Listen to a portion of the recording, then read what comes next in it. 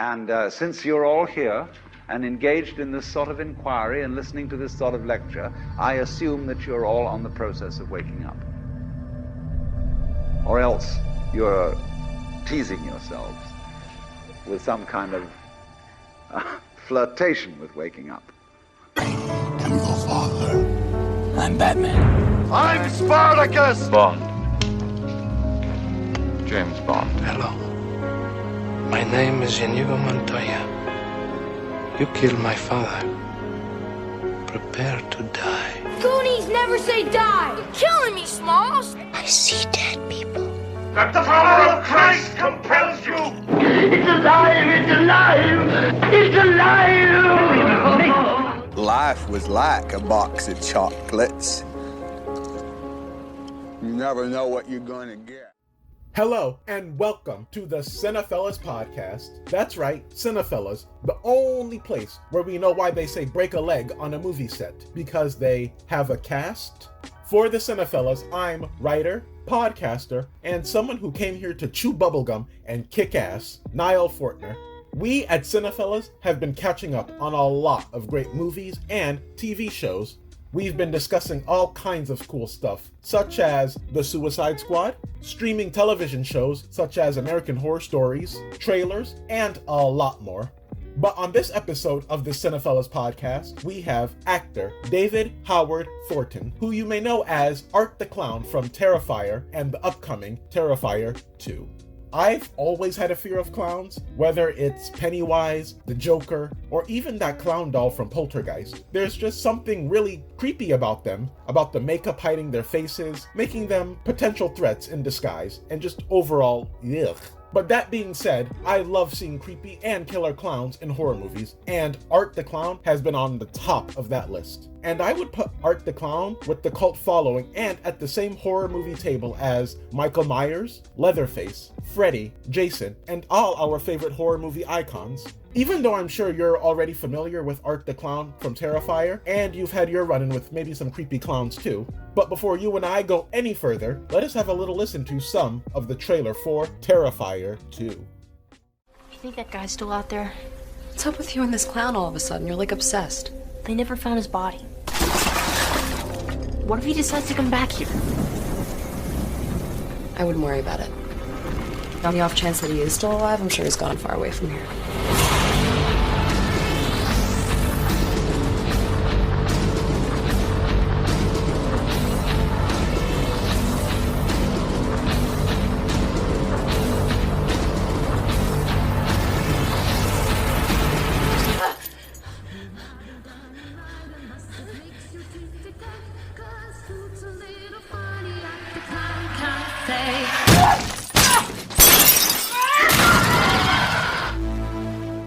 Well, that sounds lovely.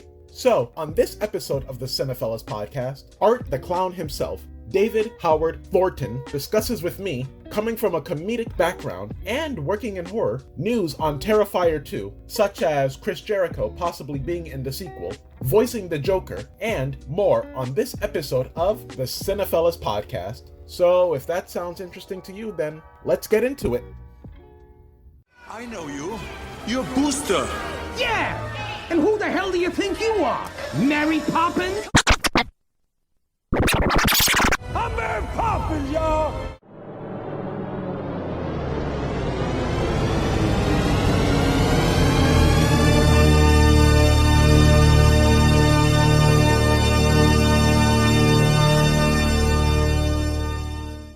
Yeah, I know we've been going back and forth on Instagram for a while, but we're finally doing it. Yep, exactly. All right, so, I'm obviously a big fan of Art the Clown, so I'm going to get right into it. Okay, cool. All right, well, one thing I always wanted to know from someone who's played a creepy clown, why is it that so many people are actually afraid of clowns? I think it has to do with the uncanny valley in a lot of ways, because, clowns are very human-like, but then they have these exaggerated features. They're a little, usually there's exaggerated makeup on them. They're a little bit different color. Their movements are more grandiose and exaggerated. So it's on a different level. It's a little bit off, and I think that's what rubs people the wrong way. Right, and something with the makeup on their face, like hiding who they really are. Mm-hmm. At least for me, that's like a little eerie of something about them, you know? Oh yeah. Definitely. And you're someone, from my understanding, who comes from a comedic background. Is that true? It is. I've always done comedy. I hate doing dramatic pieces. I like to make people laugh. I have more fun doing that. So that's what's been fun about playing art. I can do this horrible, scary stuff, but I can also be funny. Really? Okay. So do you take any, I guess, inspiration from comedic actors, even though you're doing a horror movie character? Oh yeah. Oh gosh. I so many of them, especially a lot of the silent film actors. Buster Keaton, Charlie Chaplin. Harpo Marx, Mr. Bean. I took a lot from him. Of course, Jim Carrey, Doug Jones. A lot of these guys. Just anybody that does really great at physical comedy, I learned from watching them, and I applied a lot of that to art. Especially my late great friend.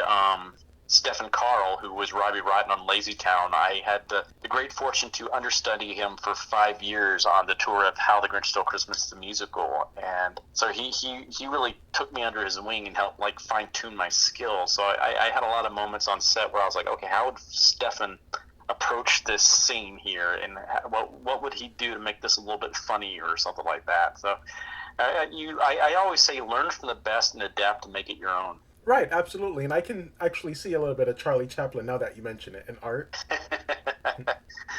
Oh yeah. There's a lot of that. I like to say art is he's like the bastard child of Freddy Krueger and Harpo Marx. I actually like that comparison. That's a good one.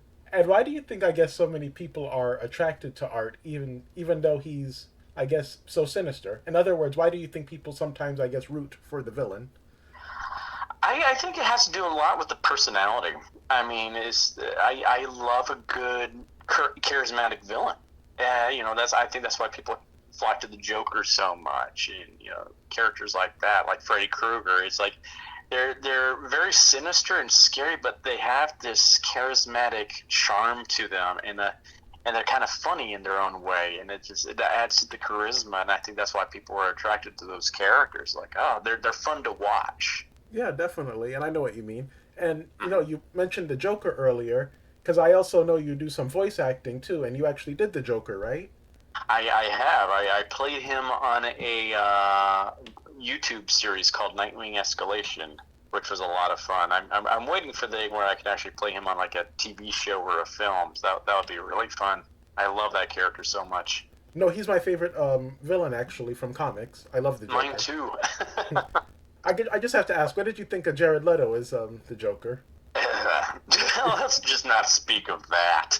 I don't know if it was necessarily all him, if it was also the writing, but it's like whoever it was, they did not understand the character at all. Especially when there's that scene where he's just mourning Harley being locked up, and he's just almost crying on the floor. I'm like, no, that's not Joker at all.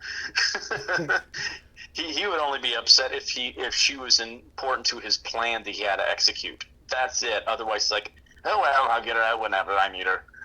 Right. I know. I feel the same way, and I'm only mentioning that because of the new Suicide Squad movie. Oh yeah, I need to see that. I think you'll like it, actually. That's what I hear. I've heard really good things. I'm excited about seeing it. And one thing I also have to bring up is the fandom of Art the Clown is like really, really big. I see people on Instagram getting tattoos of Art the Clown. So do you remember the biggest or the best, I guess, Art the Clown tattoo you've seen?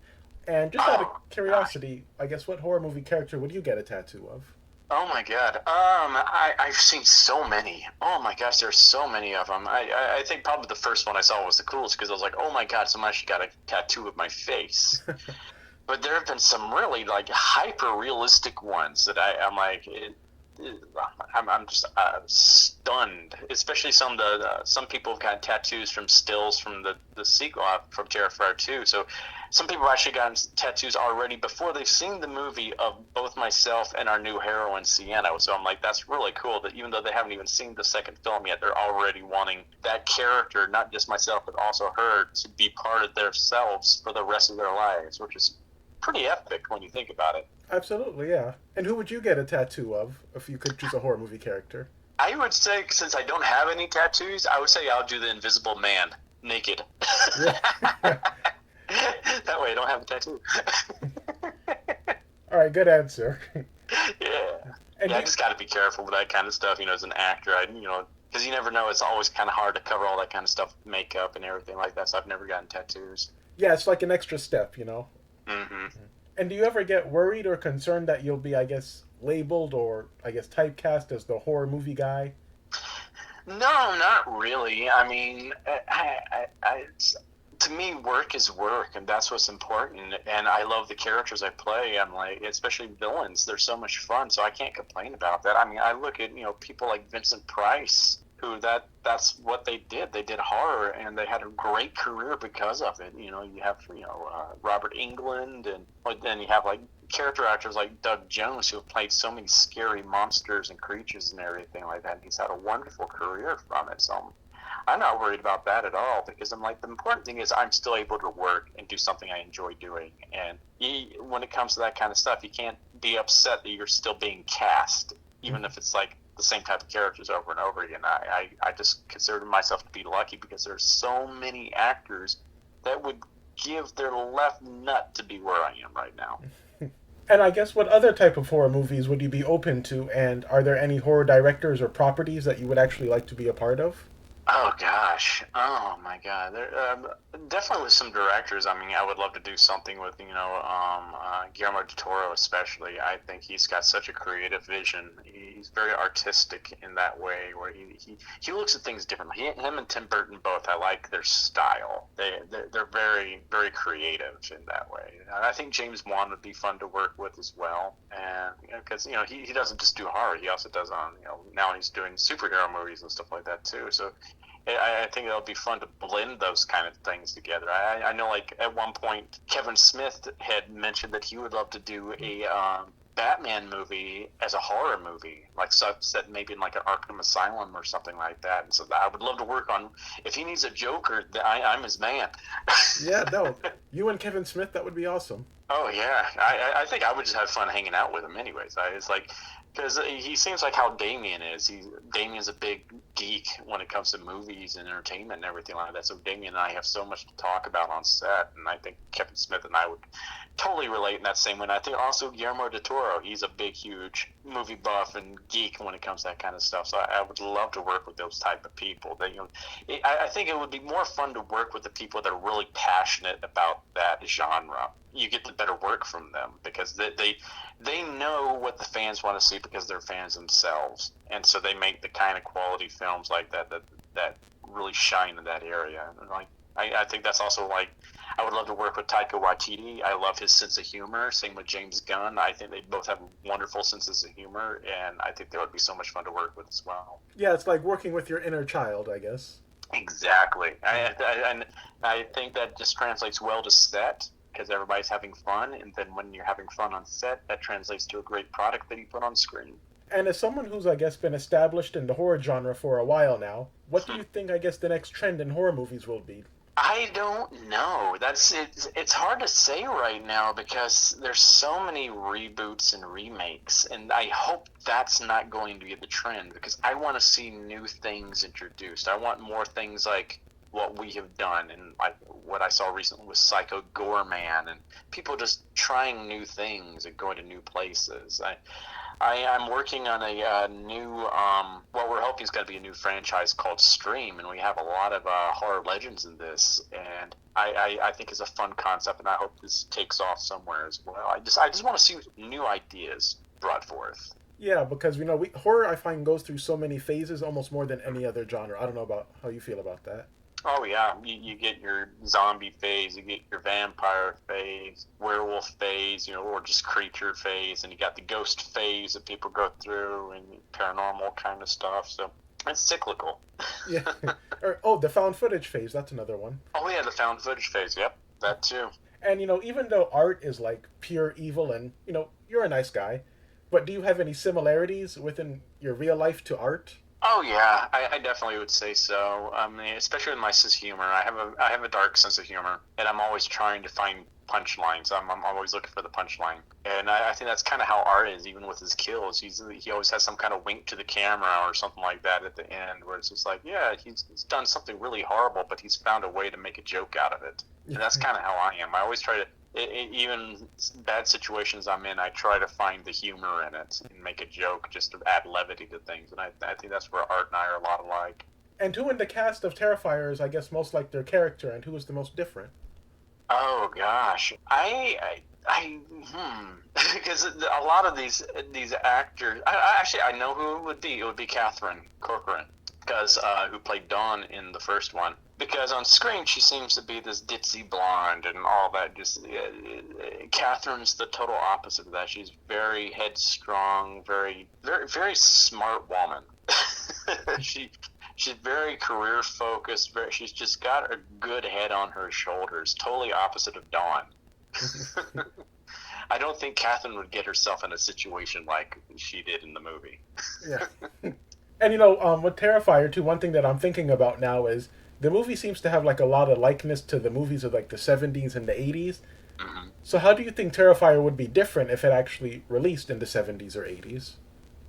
I think if it had been released back then, it would have gotten the same following, but it would have taken longer to get the following because, like, this day and age, mass media, it's easier to get things out. Because I understand, like, the Nightmare on Elm Street movies, they took a little while to get going. It took till maybe about the third movie until they really started catching, public attention more, and then people went back and watched the first two and were like, oh wow, these are fantastic. So I think that's kind of how Terrifier would have been back then. I mean, we're still finding an audience, but as opposed to content wise, I still think it would be the same type of movie that it is now, because this is what we did. We based it on like how movies were back in that time frame. But it might not be as graphic, because I going back and watching the films from back then, they weren't as gory as they are now. You think they were as gory, but if you go back and watch them, like, yeah, these aren't really as gory as you remembered them being. A lot of that is implied, especially like Texas Chainsaw Massacre, the original one. You really don't see a lot of blood and guts and violence in that one. It's just all implied, and you just kind of think you've seen it. Or maybe we're just so used to it now with our society. I don't know. Yeah, I think that's what it is. We've become so desensitized. I mean, it's like you go back and look at the old monster movies from back in the day, Frankenstein and Dracula. Those used to terrify people.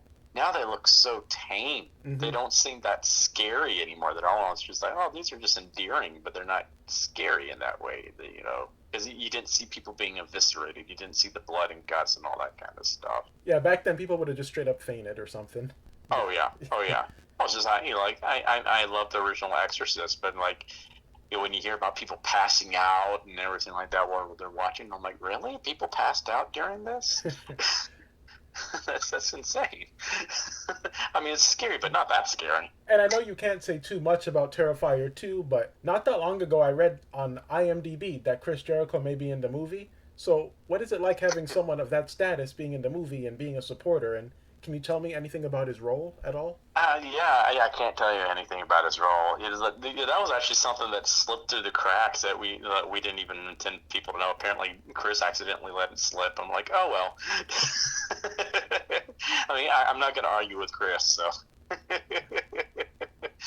But it's really cool, we actually had a lot of celebrities approaching us wanting to be a part of Terrifier 2, and unfortunately we just either didn't have the budget for it, or we just didn't have a part worthy of them in the script for it. So who knows what's going to happen in the future films. So we have like Chris in there, and we have Felissa Rose and Tamara Glenn. They all have little cameos, and they're fun. They're fun little parts that they get to play in there. It's just they're not there to outshine everybody. It's just a fun little, oh, cute, that's them. Well, how is Chris as an actor? Because I know he was in the Jay and Silent Bob reboot movie too. Yeah, he's great. Mm-hmm. He's great. You can tell he was having a lot of fun with this. It's like he was like a kid in a candy store when I watched the footage of him. It's just it's funny. I love watching that. And earlier we were talking about, I guess, violence in movies, but does Terrifier 2 have any fun or creative kills that you can tell me about? And is the body count bigger? Oh Oh yes, the body count is definitely bigger. Nice. Definitely bigger. And I would say we've gone even further with the gore and the violence in this one. I think we have, like, the first kill in the movie, I think would get an NC-17 rating. And you it's not really giving anything away because you see it in the teaser trailer we put up. It's like we're basically starting where Terrifier 1 left off, so we're picking up from there. So you're seeing what happens to one certain character, and it's pretty brutal. But there's a scene later on in the movie where it's just, oh my God. I mean, we actually took time. Because of the pandemic, it gave us more time to flesh that scene out than what we had originally written. And so we filmed that one scene over the course of 5 days because there's so many practical elements to the scene where it's just blood everywhere. It's just brutal. And you think it's going to end, but it just keeps going. And it's like, good God, he's horrible. I think people are going to hate me. But I think we're actually going to catch some hate for that one kill because it's just... I would not be surprised if we had, like, groups out there, like, protesting the movie because of that kill. All right, now I'm the kid in the candy store now. I'm getting excited for this. Oh, it's oh my God. I mean, even Damien he said he was getting nauseous when he was editing it. Really? Wow. Yeah. I'm like, you created this. You're getting nauseous? That's something else. And that was even before he started adding all the sound effects and everything into it, because I think the sound effects and the music just add so much more to a scene. And, these are just, I guess, rumors at this point, and I'm not sure if they're true, but I heard that Art the Clown might be getting more backstory and motivation in the sequel. But do you think that, I guess, sort of takes away from the mystery, or do you think that's needed nowadays with the way movies are? I'm not going to... I mean, we're not really doing too much into his background in this one, I will say. Because I like to leave that mystery there. I think it's fun to have that kind of mystique. It's kind of like going back to the Joker. It's more fun when you don't explain the joke, because when you explain the joke, there is no joke. It takes away a lot of the scariness of the character when you know what makes them tick and where they come from and everything like that. Because you're like, oh, okay, well, this is who this guy is now. But I think it's always a little bit more fun when there's that mystery. It's like, how people are still intrigued about Jack the Ripper. Mm-hmm. Yeah, I think that whole story would be boring if we know exactly who he was. It's just like, it's that little bit of mystery just adds a little bit extra spice to the character, I think. No, you're absolutely right. Even Jason Voorhees. Mm-hmm. That's another one. Yeah, and I don't know if you read, like, the Facebook comments, but people are saying, like, oh, he might have, like, an uncle or a cousin or a cult of clowns. That would be kind of cool. Oh yeah, who knows? There's so many possibilities with this character. It's like, that's what I love about him. It's like Damien and I are always brainstorming ideas of where we can take things, and we've come up with some fun ideas. Some things we just can't really put them into the films yet or anything like that. It's like, oh my God! But the possibilities are endless with this character, and that's what I love about him. Yeah, and I also, now that I'm thinking of family members, if Art the Clown had an uncle, who do you think his uncle would be? Oh my God, I think it would be I think it would be funny if it was like the most straight-laced, kind, considerate person in the world or something like that. I think that would just be so funny. And just like, wow, that's your uncle? It's like, wow.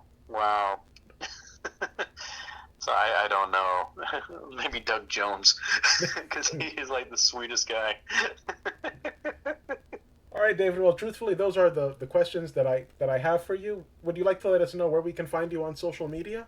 Yeah. You can find me on Facebook and Instagram under David Howard Thornton. And I also have a Cameo account, so if anybody wants me to wish them happy birthday or something like that, I have that on there. And I try not to charge nearly as much as most of these celebrities are out there doing. I charge like $50, like basically what I charge for a combo at a convention. All right, and are you doing any upcoming conventions at all? I am starting the end of August all the way through November, hopefully, if things don't get shut down. I'm going to be doing conventions every single weekend. I'm doing basically all the Days of the Dead for the rest of the year. I'm doing Spooky Empire down in Orlando. I'm doing, New Jersey HorrorCon, and there's several others too. I will be posting all that information closer to the dates on my Facebook and Instagram pages. Okay, awesome. And would you like to let us know where we can stay updated on Terrafire 2 and the release date?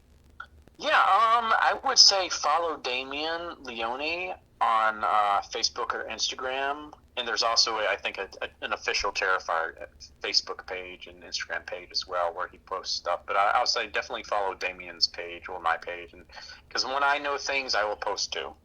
Well, look at you, you little podcast and movie lover. You made it all the way to the end of this podcast episode, which means you love us just as much as we love you. We would also really love if you would head over to Cinephellas.com, because over there we have movie reviews, news, more podcast episodes like this one, and a lot more. You may also check out the Cinephellas on YouTube. We have a lot of cool stuff coming your way. So if you haven't already, subscribe and join the Cinephellas family. Also, make sure you stay updated with us and follow Cinephellas on social media, such as Twitter, Instagram, and Facebook. Feel free to comment, share, tag us, and engage. That way, you and I are always connected and supporting each other's interests. We at Cinephellas really do appreciate all your support. David seems like a really cool guy, and I'm really glad I got to speak with him. So how do you feel about David, Terrifier, and Art the Clown? Also, who are some of your favorite creepy clowns? Feel free to let me know what's up and what you're thinking. The clown from that Eli Roth movie was really cool. And I remember the clowns from that video game, Twisted Metal, way back in the day. Well, it looks like this episode of the Cinephellas Podcast has come to an end, at least for now. For the Cinephellas, I'm Nile Fortner. And remember, Brick Tamland is not the only one who doesn't know what we're yelling about. Why so serious? I am serious, and don't call me Shirley. Well, nobody's perfect. Go ahead. Make my day. Phone home. There's no place like home. Hasta la vista, baby.